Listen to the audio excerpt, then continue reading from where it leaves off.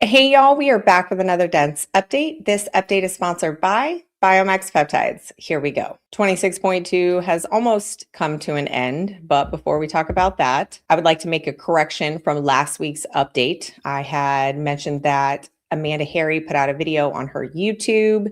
She said she didn't have a judge in her video. I don't have a judge this time.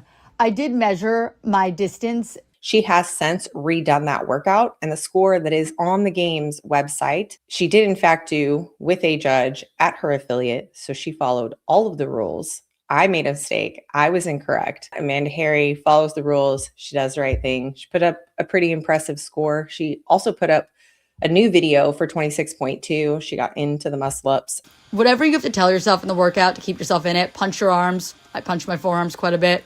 Just trying to get that blood moving in there. Here's my second attempt, and we're going to fight for it. We're going to fight for it, and we're going to lock that out. That is available on her YouTube channel if you would like to check that out. Now, 26.2 live announcement in Portugal, Lucy Campbell, Miriam Von Rohr, Amy Kringle. Pretty exciting. Miriam coming out pretty hot and then having some trouble on the muscle ups. For small sets intentionally.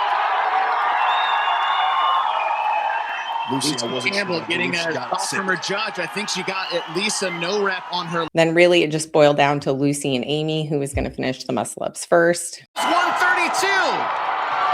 Lucy Campbell back on the rings.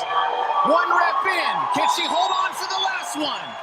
You know, when Dave was announcing this, we were watching it at the gym, and I was shocked they actually brought back the single arm overhead walking lunge, but I personally loved it. I'm not the best at it, but I do love the difficulty.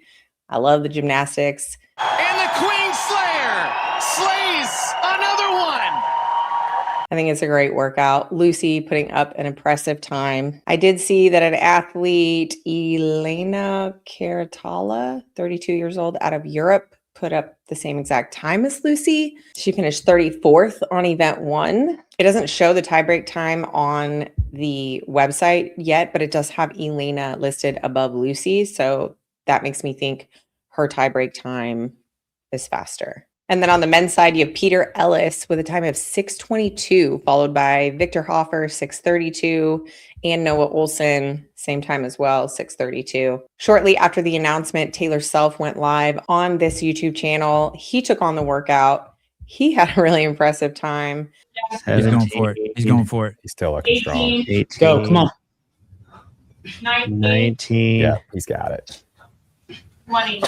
Wow. 46. Yeah. Wow. Nice. He loves the dumbbells, great at muscle ups. So this was a really good workout for him.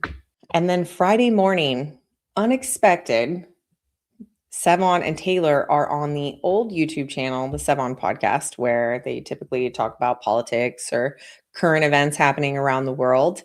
And I think we should bring politics into it. Oh, wow. No, you don't. No, You're ready to Hey, pivot? I did just want to say that I apologize, Taylor. And I'm sorry. And I don't know, like, if I expect for you to accept it.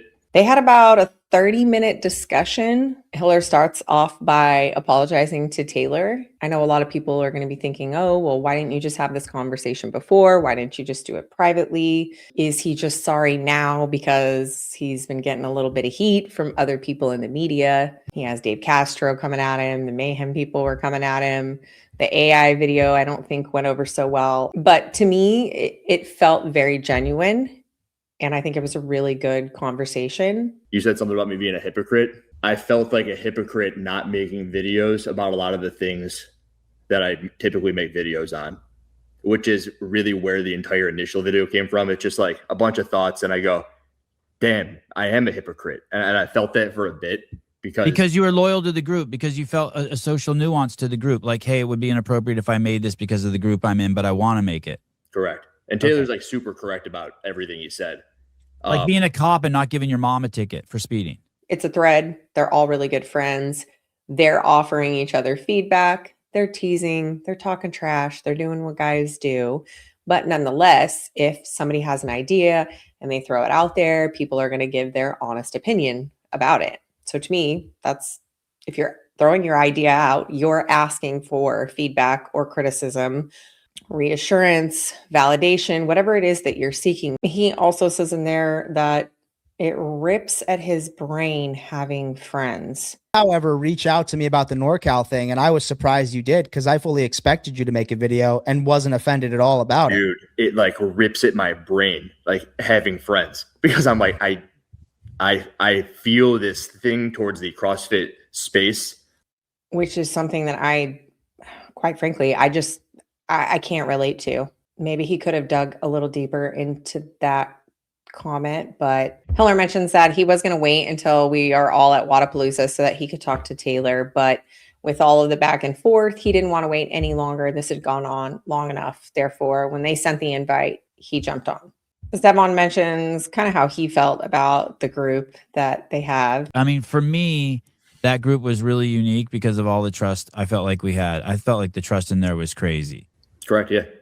And then for 3 people to just get up and leave, just rocked us.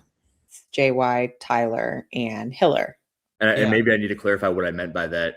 Please. It's not so much that it was like a giant agreement towards an end. It's that I see myself as something that observes and creates, observe, create. And I felt like my process was being altered by just reading things. I wanted them to be my own thoughts. Sevan asks Andrew, can you have friends in the space? Can you not have friends in the space then, Andrew? I view you as an extremely I view you as an extremely trustworthy person. You're like one of the most trustworthy people I've ever met.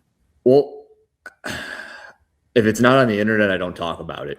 And he doesn't really answer that question. But I get what you're saying. You want to make stuff, and there was this pile of videos, you know, let's say one a week that would pop up, and you'd be like, hey, it wouldn't be appropriate with the information that I'm getting from the group or because of this person in the group. And so you were constantly like having to push down this stack of videos that's building that you want to make. If it's just purely on a transactional level and a superficial level, the group was offering me more value than the things I had to push down. Because in my equation with Taylor in this algebraic scale, anytime he's gone too far, the benefits are still so much heavier of being like and I want to let people be who they are. Taylor explains that he doesn't hate Hiller. He doesn't hate Tyler. He got really emotional when he saw the live Response video with Tyler and how much he lied. And I think I was saying to Lizzie in my living room, like, you know, I'm not that angry with Hiller and I don't hate him because I kind of expect him to do this. I do feel a bit betrayed. And I me a liar in that. And I'm like, I don't know what I lied about. Yeah. And also like the thing about Tyler lying, it's like an objective lie, right? Telling everyone that we kicked Tyler out of the group, that you hate phone calls, and that you were friends with Brian Friend. I do hate phone calls. That's factual. I have to really like people to be on the phone with them for a bit. You must really like me because we're great on the phone together. That's kind of what I was alluding to, but also the thing about being friends with Sevan a lot. Yeah, I like Sevan quite a bit. There is a lot to unpack in there. Like I said, it's about 30 minutes long. It is on this YouTube channel. If you want to check out the full conversation, you should go watch that. And then later that evening on the games update show, Dave Castro just stops by Sevan's house randomly. King, etc. I couldn't even see it was you. Who's that? Oh.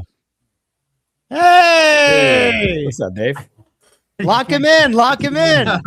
I'm jumping. Rock in. Then the following morning, Dave Castro and Sevan do the workout live on site at CrossFit West Santa Cruz. I think a lot of people like seeing when the media people who do a lot of talking in the space put themselves out there like that, open to the public scrutiny, just to get annihilated in the live chats and in the comments. Dave made it to the muscle ups. He didn't get any muscle ups. Sevan made it through the chest to bar and back to the dumbbell. Not too shabby for a bunch of old guys. Seems like this whole entire update is about people from this YouTube channel. Just these odd rep schemes create non-memorable workouts. It was honestly. I do have a weird tism with. That is one of the most memorable workouts. And you know, that's like a completely stupid thing to say after the fact, considering how memorable that workout is. And like, you got to just like, when I hear that stuff, I'm like, disregard, moron. Okay, hold on. Jesus. Taylor's self competed in the Fittest Coach in Charlotte competition. That was live on this YouTube channel as well. There was a guy that Taylor went up against who somewhat cheated. He started the calories on the bike with already having 4 or 5 calories on the bike. Those are all trainers going for the $1,000. Can you point the camera towards the guy that was Taylor had to confront for cheating? Yeah. With the glasses? Yeah. Yeah, that tracks. We will get you that backstory soon. There's already been some drama at the event. Some of those people look really fit. Is this a shoe-in, or is there going to be some challenges there? No, I think it's a shoe-in. I don't think they've seen anything like what's about to happen ever before. Which didn't matter. Taylor beat him anyway, but they were a little butthurt that the fittest coach in Charlotte came to win the fittest coach in Charlotte. Something like, you can't let somebody else win, man. Like, no. Give me a break, guys. Now all we have is the final announcement, 26.3, live from Wadapalooza. Taylor Self, Bryson Del Monte, myself, we are all traveling there. Bryson and Taylor are going to do the workout. I'm going to live stream it. So be on the lookout for that. I think a ton of media people are actually going to be doing it. Claire Bays from Wad Prep said she's going to be doing it. I know Grant Kipping It Real is going to be there. Maybe Andrew will jump in with the guys and do the workout as well. Myself and Kate Lawrence from In the Box Office on Be Friendly's channel, we have a date to do the workout together. So that should be fun. And this is something I never thought of before until Marco said it. And I'm not going to say who, but some people told me, and these are media people, they were like, CrossFit is made up a bunch of right-wing, gun-favoring people. I think I could guess which media people he's talking about. I don't see it as a right-wing, left-wing. Since I started doing this in 2010, a lot of the people that I've surrounded myself with who have been in the affiliate that I've gone to hold each other to a higher standard.